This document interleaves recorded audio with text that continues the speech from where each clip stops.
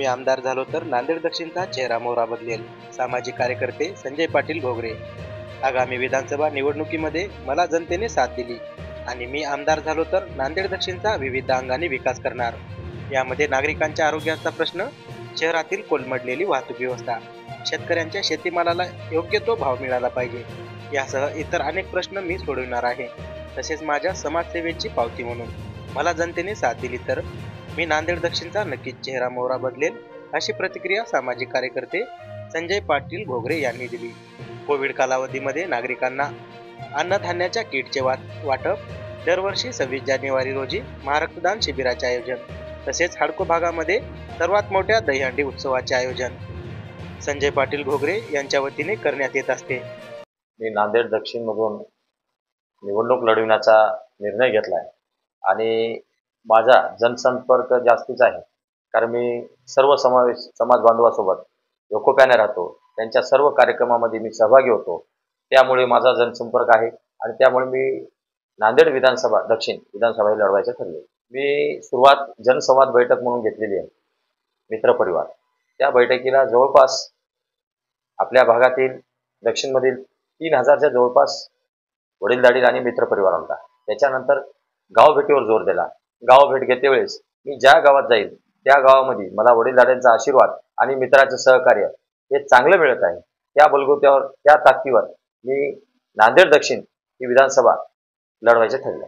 मला विधानसभेचं तिकीट मिळालं तर मी रस्त्याचं असेल, आरोग्याचं आणि शेतकरी निर्णय काही जे चुकीचे आहेत त्याच्यावर मी भर देऊन शेतकऱ्यांच्या पिकाला योग्य भाव मिळाला पाहिजे.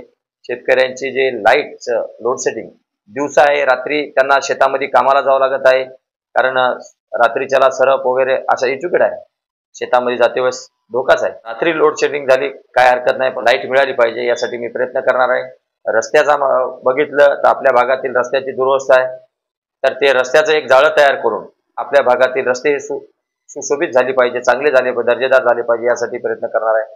जे स्त्रियांसाठी दवाखाना आहे श्यामनगरला, ते दवाखाना नांदेड दक्षिणमध्ये म्हणजे शहरी भागाला आणि ग्रामीण भागाला जवळ पडेल, दोन्हीला सारखंच पडेल अशा जागी मी नांदेड दक्षिणमध्ये तशा प्रकारचे दवाखान्याची उभारणी करणार आहे. आरोग्याची जे बी सुविधा असेल, आता आपल्या शंकरराव चव्हाण साहेब हॉस्पिटल आहे, त्या हॉस्पिटलमध्ये काही सुविधा नाहीत. आपण गेलात तर आपल्याला लक्षात येईल काही घाणीचं साम्राज्य आहे, काही सुविधा नाहीत, औषधाचा पुरवठा व्यवस्थित नाही. तर अशा प्रकारची कोणतेही मी आमदार झाल्याच्या नंतर तुटवडा पडणार नाही याच्यासाठी मी प्रयत्न करणार आहे. मी 2012 राष्ट्रवादीच्या तिकिटावर माझी आई नगरसेवक होती. 2017 मध्ये भाजप पक्षाच्या तिकिटावर माझी आई नगरसेवक आहे. तर हे दोन्ही सुद्धा नगरपालिकेचे जे नगरसेवक पद भूषविले त्या काळामध्ये मी जे काम केलं त्या कामाची पावती म्हणून मला वाटते की आपलं जे प्रभाग असेल, प्रभाग क्रमांक 20, प्रभाग क्रमांक 19 या भागामधून भरघोस मतं पडतील आणि शहरी भागामध्ये माझा संपर्क चांगला आहे. त्यामुळे मी सांगतो निश्चितच शहरी भागातूनही मला मतदान पडेल आणि मी नांदेड दक्षिणचा चेहरा मोहरा बदलण्याचे आमदार झाल्याच्या नंतर बदलेल. जे आपल्या नांदेड शहरामध्ये ट्रॉफिक जे जाम होते त्यासाठी मी आमदार झाल्याच्या नंतर जुना मोंढा ते राजकारण माझा एक ध्येय आहे की हे तिथं ओव्हरब्रिज झाला पाहिजे, पूल झाला पाहिजे, जेणेकरून आपल्याला राजकारणाला जायचं असेल तर इथून जुन्या मोंढ्यातून जर आपण त्याच्यावर चढलो पुलावर तर सरळ राजकारणाला जाईल आणि ट्रॉफिकची समस्या येणार नाही. दुसरा इतवारा भागापासून जे स्टेशन आहे तिथपर्यंत ट्रॉफिकची फार मोठी दुरवस्था आहे, तर तिथं सुद्धा आपल्याला पुलाचे ओव्हरब्रिजचीच गरज आहे. आणि मी सर्व ट्रॉफिकसाठी नांदेड शहरामध्ये जे ट्रॉफिक जाम होते यासाठी मी 100% ओव्हरब्रिजची मंजुरी करून तिथले ओव्हरब्रिज कंप्लीट करून जनतेला ट्रॉफिकमध्ये सोडणार आहे. मी नांदेड दक्षिण विधानसभा ही सर्वांच्या आशीर्वादाने आणि सर्व मित्राच्या सहकार्याने मी लढणार आहे. मला निश्चित वाटते की मला नांदेड दक्षिणची जनता, मायबाप जनता ही निवडून देईल आणि मी जे बोलत आहे, आश्वासन देत आहे, आपल्याला जे मला काम करायचं आहे, समाजकार्य जे करायचं आहे हे समाजकार्य करून मी दाखवेल. मी ज्यावेळेस कोविड आलं त्यावेळेस मला भाजप पक्षांनी भाजप युवा मोर्चा जिल्हा महानगर अध्यक्ष, त्यानंतर कोविडच्या काळामध्ये माझ्या लक्षात आलं की बाबा आता हे आपल्या इथं कोविडमुळे फार जीवितहानी झाली आणि त्यानंतर मी जंतुनाशक लिक्विड आणून औषध आणून त्या औषध पूर्ण आपल्या प्रभागाचा आई नगरसेविका असल्यामुळे मी प्रतिनिधी म्हणून पूर्ण प्रभागामध्ये दरवाजा असेल, खिडकी असेल, जिथं जिथं आपला हात लागेल आणि जिथं जंतू बसू शकतात अशा जागी मी पूर्ण प्रभागामध्ये फवारणी केली. त्या फवारणीसाठी मजदूर भेटत नव्हते. त्यावेळेस माझे मित्र, सर्व मित्रांनी स्वतः आपल्या पाठीवर पिचकारी घेऊन ही फवारणी केली आहे.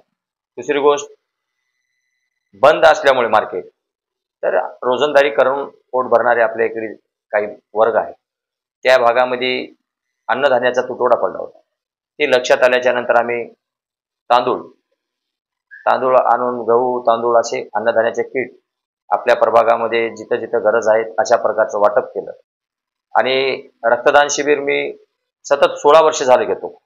कोरोना काळामध्ये मला ब्लड बँकवाल्याचे फोन आले की दादा, ब्लड बँकेत रक्ताचं तुटवडा आहे आणि आपल्याला 1-2 शिबिर होतील का?